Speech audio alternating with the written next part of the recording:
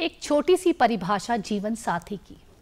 जीवन साथी की एक छोटी सी परिभाषा, तुम शब्द मैं अर्थ, तुम बिन मैं व्यर्थ।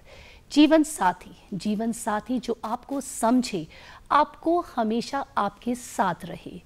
नमस्कार, जीवन साथी कार्यक्रम में आपका स्वागत है। मैं सोनिका ढडवाल।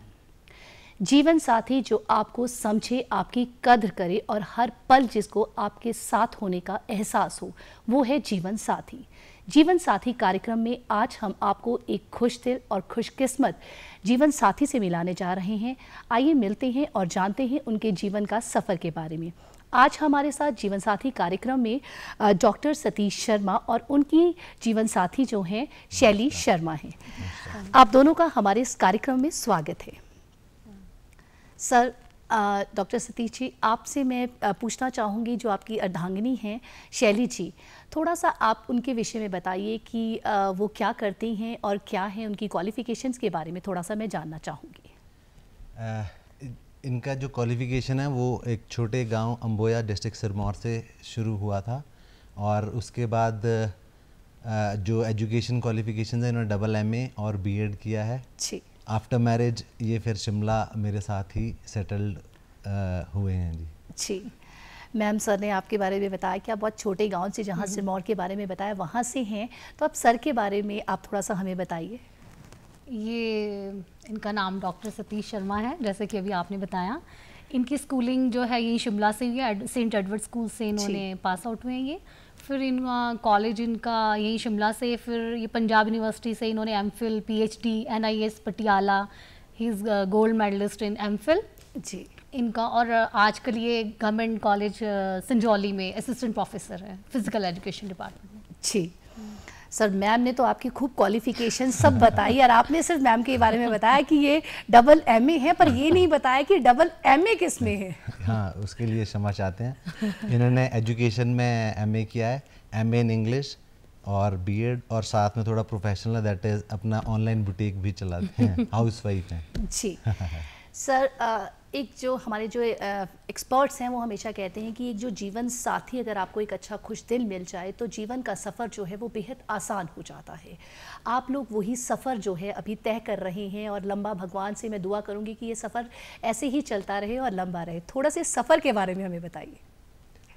देखिए, जीवन साथी जैसे कि नाम ही से पता चलता है हमें, ये एक दिया और बाटी का तरह बिल्कुल ये जीवन है।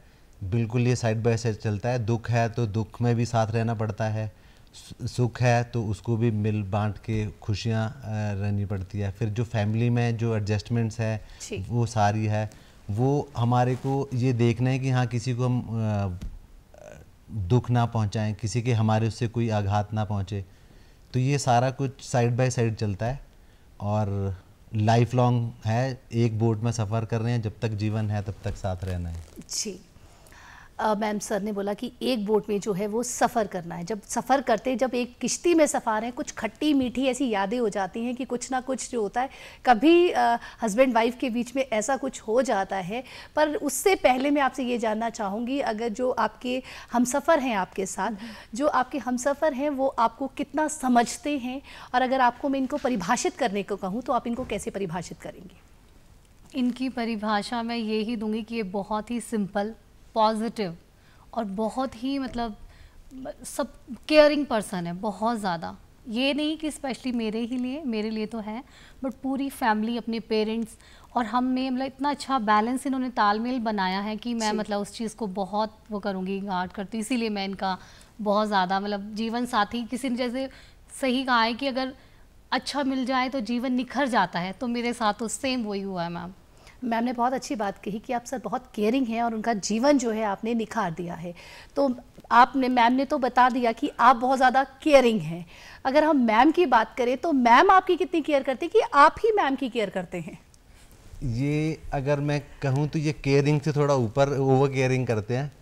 काइंड ऑफ जैसे बच्चों को रखा जाता है। अगर मैं आपसे इंस्टेंस शेयर करना चाहूँ तो हमारा पहले होता था कि हम खुद सारा काम करते थे, और आज की डेट में ये है कि मैं आज मतलब कुछ भी नहीं, पहले सारा काम खुद करना। अब मैं ओवर डिपेंडेंट हो गया हूँ, कुछ भी अगर चाहिए तो इनसे मांगना है कि ये दो, हो सकता है वो नेगेटिव हो, बट मैं पूरा डिपेंडेंट हो गया हूँ। तो ये काइंड ऑफ अ केयरिंग और इमोशनल बहुत ज़्यादा है, एकदम से कुछ होना है, तो वो सारी चीज़ें इनमें है। तो सर मैम ने मेरा स्मूथ हो गया है जीवन। सर ने बोला कि मैं जो हूँ बुरी तरह से जो है मैम पे डिपेंड हो गया है, तो आपको लगता है कि आपने जो इतना सर को डिपेंड कर दिया है कि हर चीज़ के लिए, ये कहा था कि आप जैसे आजकल के हम कपल्स की बात करें तो बहुत कम है कि वो चाहते हैं कि सब जो है अपना अपना काम करे और जो है अपनी रिस्पॉन्सिबिलिटीज़ अपने आप में, आपको क्यों ऐसा नहीं लगता कि सर को थोड़ा रिस्पॉन्सिबल बनना चाहिए? नहीं नहीं, वो बहुत रिस्पॉन्सिबल है। इवन कि मैं आपको वही बताऊं कि अगर हम चाहें कि अगर कभी एक दूसरे से रूठ भी जाएं तो एक होता है कि नहीं अब इनको मेरी ज़रूरत होगी, बट ऐसा कुछ नहीं है। ये मतलब बहुत ही इंडिपेंडेंट है, बहुत अच्छे से। इसके लिए मैं अपनी मदर इन लॉ सास को बहुत इसका क्रेडिट दूंगी। उन्होंने अपने बच्चों की इतनी अच्छी परवरिश की, उन्होंने मतलब इनको किसी पर डिपेंड नहीं है, बिल्कुल भी नहीं। चाहे वो कुकिंग होगी, घर की साफ़ सफाई, बच्चों का, बहुत अच्छे से मैनेज करते हैं, बहुत अच्छे से। तो ये पता चल गया हमें कि सर कुकिंग भी कर लेते हैं। बहुत अच्छे। तो सर अब ये बता दीजिए कि मैम की फेवरेट डिश क्या है? फेवरेट, क्योंकि जब जितना हमको 14 साल हो गया या जो भी है, उसमें मैंने ये देखा है कि इनके हमारे सिरमौर की ही डिश है, तो वो उनको जो हमारी सीड इसको सीड़े बोलते हैं, सीड़कू, हमारे ऊपर शिमला में भी काफ़ी ज़्यादा इसका नाम है, पता नहीं कितना सुना है लोगों ने उसको। और अस्कली जो है स्पेशली इन्हीं के साइड वो डिश बनती है, तो मेरा ये मानना है शायद उनको ज़्यादा पसंद है अस्कलियाँ। मैं बिल्कुल ठीक बोला सर ने, तो ठीक ये समझ आ गया कि सर को आपकी पसंद का भी पता है, तभी सर को जो है वो कुकिंग का भी जो है वो शौक है। सर आपने पहली बार जो मैम को कब देखा? मैंने पहली बार इनको इनके घर में ही निवास स्थान अम्बोया में देखा, और उसका माध्यम मेरे माता पिता ही रहे हैं। मैम ये तो पता चल गया कि माता पिता रहे, तो इसका मतलब आपकी जो है वो अरेंज मैरिज है। हाँ जी। तो पहले रिलेशन बना, उसके बाद जो है एक प्रेम जो है, हम कहें एक दूसरे का जो बॉन्ड है वो धीरे धीरे बनना शुरू हुआ।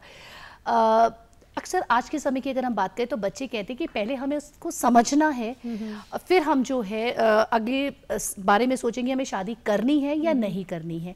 तो आपने ये जो डिसीज़न, एक लाइफ का बहुत बड़ा डिसीज़न है, क्योंकि पूरी ज़िंदगी एक दूसरे के साथ रहना है, तो उस समय आपके दिमाग में क्या था? मेरे दिमाग में तो मैं आपको बताऊं कि मेरे उस टाइम मास्टर्स के एग्ज़ाम चले हुए थे, ठीक है, और मैं आई वाज जस्ट 23 साल की थी मैं। तो मुझे ऐसे एकदम से पापा को कॉल आया कि ऐसे ऐसे ये लोग आ रहे हैं, और ये उस टाइम जलंधर होते थे। तो मुझे थोड़ा लग भी रहा था कि नहीं मुझे नहीं, ये सब मेरा सारा डिस्टर्ब हो गया। बट जब मैं आए मैं इनसे मिली, मतलब जैसे आजकल होता है कि लड़के शो ऑफ करते हैं या कुछ थोड़ा वैसे, ये बिल्कुल सोबर सिंपल, जैसे ये ट्रैवलिंग करके आए थे पूरी नाइट वहाँ से, तो ये बिल्कुल इन्होंने कोई ऐसे ही नहीं, सिंपल मतलब जैसे है वैसे ही। फिर जब मैंने इनसे बात की तो बातचीत से तो मैं इनसे और इम्प्रेस हो गई। मुझे लगा कि नहीं, ये सिर्फ मतलब मुझे थोड़ी सी हम भी बात जानना चाहेंगे कि ऐसी कौन सी बात थी कि जो आपसे इतना इम्प्रेस हो गए आप? इन्होंने कौन सी ऐसी बात की आपने? इन्होंने मैम, मुझे वही लगा कि बात मुझे बता रहे हैं कि ऐसा है कि मेरे पास कोई मेरा अच्छा, मतलब मेरी इतनी सैलरी है, मेरे पास गाड़ी नहीं है, मेरे पास छुट्टियाँ भी प्राइवेट सेक्टर में हूँ अभी, छुट्टियाँ नहीं है, तुम मुझसे कुछ ऐसी डिमांड मत करना या जो भी है, और तुम्हें मेरे पेरेंट्स के साथ शिमला ही रहना पड़ेगा, ठीक है। तो मुझे मतलब लगा इन्होंने बिल्कुल सच्चाई से और इतने ईमानदारी से वो चीज़ें मुझे बोली कि मैं उसकी मतलब कायल हो गई। मुझे है कि नहीं, सर ये महिला है और मैं भी एक महिला हूँ, तो मैं आपको ये बताना चाहूँगी कि सर ये जो आपको जो सच्चाई थी ना, आपने वो जीत ली उस सच्चाई से। और सच्चाई से जो है एक सच्चा रिलेशनशिप जो है, एक अच्छा रिलेशनशिप तभी चल सकता है जब आप दोनों के बीच में ट्रस्ट हो, तो वो बहुत ज़्यादा इम्पॉर्टेंट है। और मैम ने आज शायद ये सर को बात पता है मैम की ये चीज़ की वजह से आपने इनको सिलेक्ट किया? नहीं, तो मुझे आज खुद पता लग रहा है कि ऐसा हुआ। सर अभी तो आपको बहुत चीज़ें हम बताएंगे कि आपको भी और मैम को भी कि क्या है। तो सर आपने मैम में क्या क्वालिटीज़ देखी? आपको उस टाइम जब आपने बात की मैम से, तो आपको मैम में क्या क्वालिटी लगी कि मुझे जो है इन्हें अपनी जो है अर्धांगिनी बनाना है? मेरे माइंड में स्टार्टिंग से ही ऐसा था, संस्कार ऐसे थे कि मेरे माइंड में पहले से था कि जो मेरे को वाइफ जो चाहिए वो एडजस्टेबल हो, और मेरे को उसका जॉब का कोई ऐसा नहीं था कि हाँ इन सर्विस ही चाहिए। अंडरस्टैंडिंग वाली हो, समझदार हो। तो वो जब फर्स्ट इंस्टेंस में मिला, मैंने बात करी तो इन्होंने भी जैसे रिस्पॉन्सेज दिए तो इट वाज फाइन। मेरे को लगा सब कुछ सही है, और पेरेंट्स अबव ऑल पेरेंट्स ने भी किया है, तो वो सोने पे सुहागा होगा कि दोनों साइड से है तो ये अच्छा ही होगा। और टचवुड अभी तक बहुत अच्छा ही चल रहा है। टचवुड हम भी यही चाहेंगे कि ऐसे ही चलता रहे। मैम, सर को कौन सी, सर ने तो बता दी डिश कौन सी पसंद है, तो सर को खाने में क्या सबसे ज़्यादा पसंद है? खाने में सच बताऊं तो ये फूड ही नहीं है, इनको बिल्कुल सिंपल, बिल्कुल बॉइल्ड अगर आप दोगे तो वो ज़्यादा पसंद आएगा, मैं बताऊं। और हेल्थ कॉन्शियस कह हाँ, सकते हैं। बिल्कुल, क्योंकि फिजिकल एजुकेशन डिपार्टमेंट से हैं तो बड़े कॉन्शियस हैं ये। इनको घिया जो होता है वो सिंपल जीरे का तड़का लगा के उसमें दूध डाल के बनाएं तो वो ये बहुत अच्छे से खाएंगे। जी, ये सर इससे जैसे मैम ने आपको बताया कि आप फिजिकल एजुकेशन डिपार्टमेंट से हैं, तो थोड़ा सा मैम मैं सर के बारे में जानना चाहूँगी। जैसे आपने फिजिकल डिपार्टमेंट के बारे में बताया, तो सर का जो अभी भी इस चीज़ में इंटरेस्ट है कि मतलब जो सर सेंट एडवर्ड स्कूल से बताया, हाँ जी। स्पोर्ट्स में भी आप पार्टिसिपेट करते रहे हो, थोड़ा सा इसके बारे में हमें बताइए। इनका तो जहाँ तक मुझे अभी तक पता है, ये खुद नहीं अपना बताते हैं, बट इनके फ्रेंड से जो है, जो वो अभी तक ये सेंट एडवर्ड स्कूल के तो अभी तक बेस्ट एथलीट माने गए हैं। पंजाब यूनिवर्सिटी के ये बेस्ट एथलीट हैं, और अभी भी ये अपना मतलब स्पोर्ट्स, उसमें सुबह इनका डेली ये 10-12 किलोमीटर रनिंग करते हैं मैम, डेली। और इनका क्रिकेट हो गया, बैडमिंटन हो गया, उसमें थोड़ा सा मुझे लगता है इतनी इन्वॉल्वमेंट हो जाती है कि थोड़ा सा टाइम फिर मुझे थोड़ा सा उसकी कमी लगती है, क्योंकि उसको ये ज़्यादा। सर, अब आप इसका विशेष ध्यान रखिए, हम जीवन साथी कार्यक्रम में हैं, तो अब आप थोड़ा सा इसका ध्यान रखें कि थोड़ा सा समय जो है, थोड़ा उससे थोड़ा कम समय जो है ना दे के थोड़ा ज़्यादा समय जो है वो आप मैम को दें। मैम, आपकी शादी को सर कितने साल हो गए? हमारी शादी को अभी 14 साल होने वाले हैं, 14 ईयर्स अबाउट टू कंप्लीट है। 14 ईयर होने आए। कुछ ऐसी खट्टी मीठी यादें जो आपको बहुत अच्छी सी याद आती हूँ और आपको रिफ्रेश करती हूँ? अगर आप मेरे से पूछे तो मेरे को हम जलंधर में रहते थे, तो जलंधर में हुआ क्या कि I was busy with some work, तो इन्होंने कहीं जाना था मार्केट, तो इन्होंने बोला कि जल्दी आना। उन दौरान मैं वापस, मतलब टाइम जो था वो मैं नहीं पहुंच पाया, तो इन्होंने क्या किया कि इन्होंने वहाँ रिक्शा बुक किया और मैम चल पड़े अपने मार्केट में। तो अब मैं भी जैसे एकदम से पहुंचा तो मैंने अपना जल्दी से निकला। मैं उस टाइम मैंने बाद में गाड़ी ले ली थी, जैसे मैंने बोला था गाड़ी पहले तो नहीं थी, बाद में मैं जैसी गाड़ी में गया तो मैंने देखा कि वहाँ पर मैम रिक्शा में घूम रहे हैं। तो अब मेरा ऐसा नहीं है, मेरे में पेशेंस बहुत ज़्यादा, टॉलरेंस है काफ़ी ज़्यादा, एंडोरेंस बहुत अच्छी है, स्टेमिना अच्छा है। मैं घर आया वापस, मैं कहा कोई बात नहीं, घूमने दो। तो जब ये आए मुझे तो पता था कि आज कुछ गड़बड़ होने वाला है। तो जैसे ही आए तो मैंने, बात तो मेरे से नहीं करनी थी, गुस्सा था वो, अब हो ही जाता है छोटी मोटी सी चीज़ें। तो जब आए तो मैंने वैसे ही इनडायरेक्ट वे में कहीं और देख के बोलते, मैं कहा आज तो महारानी एलिजाबेथ जलंधर रिक्शा में घूम कर आई है इससे। तो वो एकदम से इनको हंसी सी आ गई, तो मेरे को लगा वो that was the right time कि वो गुस्सा एकदम थोड़ा सा सॉफ्ट हो गया। तो फिर बाद में जब उन्होंने पूछा कि क्यों हुआ, तो वो फिर बाद में जब पता लगा तो नहीं, वो जेन्युइन रीजंस थे। तो वो मैं बार याद करता हूँ कि हाँ, महारानी एलिजाबेथ रिक्शा का चक्कर दिन में धूप में, तो कहने का मतलब वो चीज़ कई बार हंसी और उसमें भी आता है कि हाँ। तो मैम, ये जो लड़ाई के बीच में मुझे लगता है कि सर जो अपना सेंस ऑफ ह्यूमर चलाते होंगे, तब जो है वो लड़ाई जो है वो बिल्कुल काम हो जाती होगी। बिल्कुल मैम, बिल्कुल। मैम, सर ने तो बताई कि ये जो बेस्ट मोमेंट जो है उनको हमेशा याद है, तो आपके पास ऐसी कोई बेस्ट मोमेंट जो आज आपको भी सर के लिए याद है कि इस बात को मैं कभी नहीं भूल सकती और मुझे रिफ्रेश करती है? रिफ्रेश यही करती है कि इनका काम को लेके, जैसे स्पोर्ट्स पर्सन है, डेडिकेशन जो है बहुत ज़्यादा है। इसका मुझे शादी जस्ट मतलब उसी टाइम पता लग गया था। तो हुआ क्या, फर्स्ट डे ही हमारा हुआ था, तो जैसे घर में गेस्ट थे, ये सब था, वही माहौल था शादी का, तो मुझे ये दिखाई ही नहीं दिए। सेकंड डे हो गया, मैंने कहा दूल्हा कहाँ होगा भाई, दिख ही नहीं रहा। मैं शायद हम ब्रेकफास्ट के लिए ऊपर टेरेस पे गए, मुझे और मेरी दिरानी जेठानी सब गए, तो मुझे ये वहाँ पे दिखे। मतलब मैंने जैसे आपको बताया कि घर के काम ये सब कुछ कर लेते हैं, चाहे छोटा हो बड़ा हो, तो देखा कि ये अपने मतलब अच्छा सा मतलब कुर्ता पजामा तो बिल्कुल अच्छा दूल्हे वाला, और नीचे स्पोर्ट्स शूज़ पहन के झाड़ू लगा रहे हैं ना।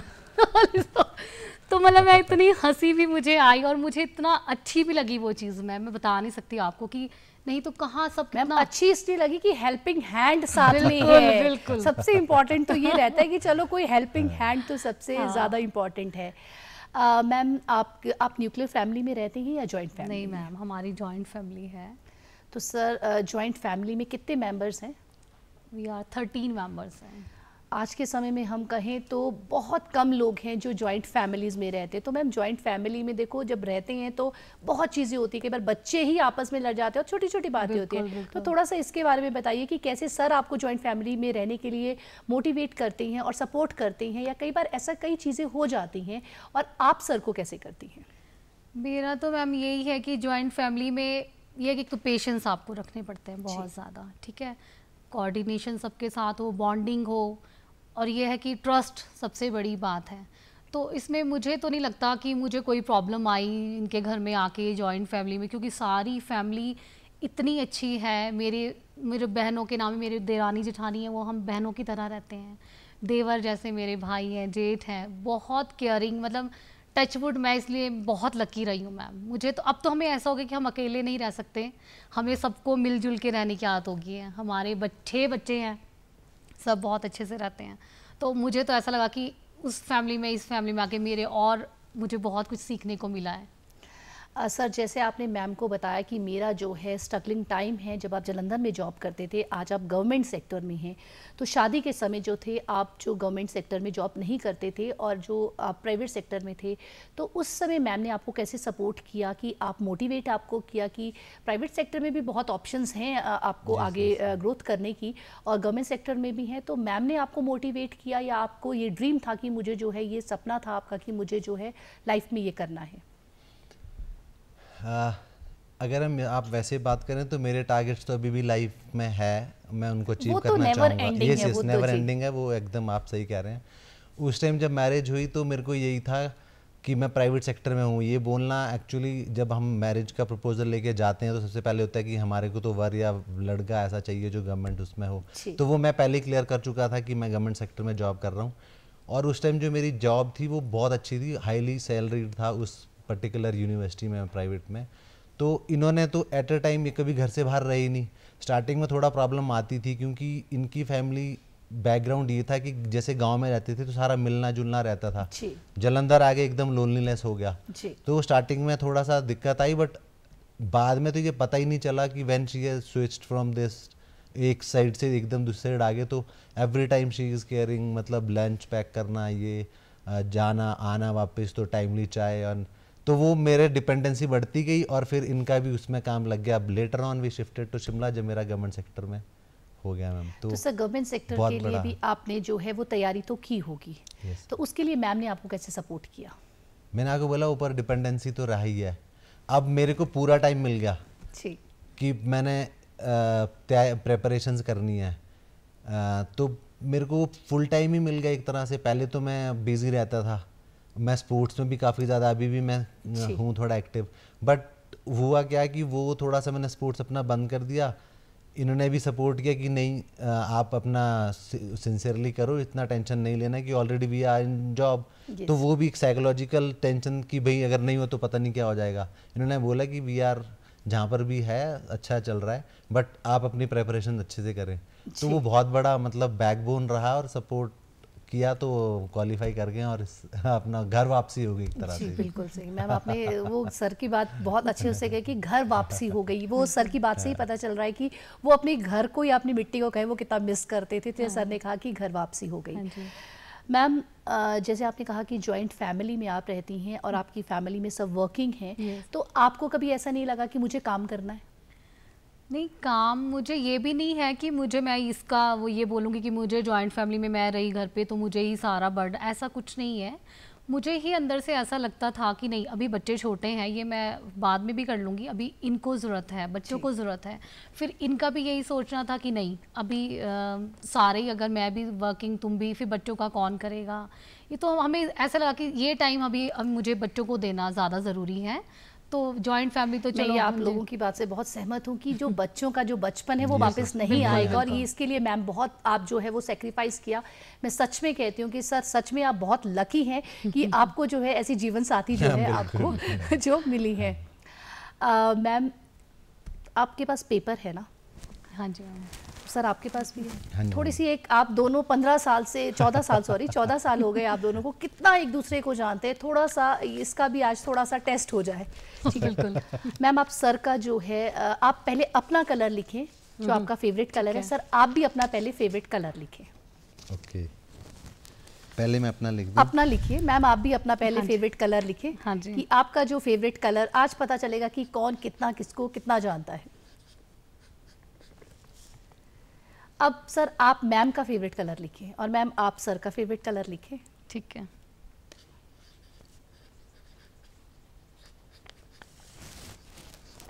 मैम ने तो लिख लिया सर। लिस्ट लंबी हो सकती मैम है। आप सर का जो फेवरेट कलर बताएं पहले क्या है। इनका ग्रीन। और सर आप बताएं मैम का। Black and red ma'am. Ma'am बिल्कुल सही, ब्लैक। तो मतलब जो गिफ्ट जब आप एक दूसरे को देते होंगे तो डेफिनेटली इन कलर्स का विशेष ध्यान रखते होंगे। बिल्कुल, हाँ जी। मैम वो जो घड़ी इन्होंने पहनी है तो पता नहीं इनको कितना सही लगा नहीं लगा, मैंने चूज की, इन्होंने ले लिया, ये भी ब्लैक ही है जी। हाँ। बिल्कुल। कहीं पेपरी डिसाइडेड तो नहीं था। नहीं नहीं नहीं, नहीं, ये तो मैम। मतलब प्री डिसाइडेड तो ये था, गिफ्ट की बात कर रहे हैं आप। मैंने तो मुझे लगता नहीं, पता नहीं कितने गिने चुने गिफ्ट दिए होंगे, ये तो एकदम से ऑल ऑफ अ सडन हुआ, मैं कहा ले लो। अब पता नहीं इनको लगा कि इन्होंने चूज किया तो इन्होंने पहन लिया। आई डोंट नो कि कितना लगा, बाद में पता लगा नहीं कि मेरा फेवरेट कलर ही ब्लैक और रेड है। चलो सर बहुत इम्पॉर्टेंट होता है कि छोटी छोटी बातें जो है आपको जो है वो बहुत खुशी देती हैं और आपको जो है वो मेमोराइज रखते हैं। Yes, yes. सर मैम का फेवरेट सॉन्ग कौन सा है? मैम आप लिखेंगे? सर आप मत लिखिए, आप बस बता दीजिए हमें। मैम आप फटाफट हमें लिखिए। चांदनी का एक सॉन्ग था, उसमें डांस भी शायद ये बच्चों ने किया करती थी, वो मेरे को ना सॉन्ग याद नहीं आ रहा। मैम ठीक तेरे लिखिए हाथों आप। में ना चूड़ियां सपोज। गलत। तो सर आज आपको पता चलना चाहिए। मैम अपना फेवरेट सॉन्ग बता दीजिए आज आप। मेरा है बड़े अच्छे लगते हैं। ये तो मुझे आज पता लगा। अभी तो बहुत सारी बातें ऐसी है जो आपको धीरे धीरे पता चलेगी। और मैम सर का फेवरेट सॉन्ग कौन सा है? इनका सर आप लिखेंगे? हाँ श्योर इनका तो पहाड़ी मुझे पता है, क्योंकि जब भी गाड़ी में बैठो तो मैं कहती कोई हिंदी गाने भी लगा दो। इनको पहाड़ी, ये कहता है कि मेरा कोई ऐसे फेवरेट नहीं है, मुझे रिदम चाहिए, बस पहाड़ी म्यूजिक होना चाहिए।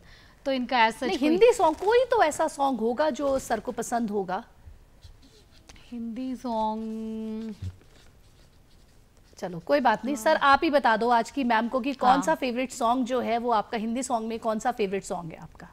मैम सच क्योंकि मैं इसको काफ़ी टाइम गा भी चुका हूँ, ये रूप तेरा मस्ताना है।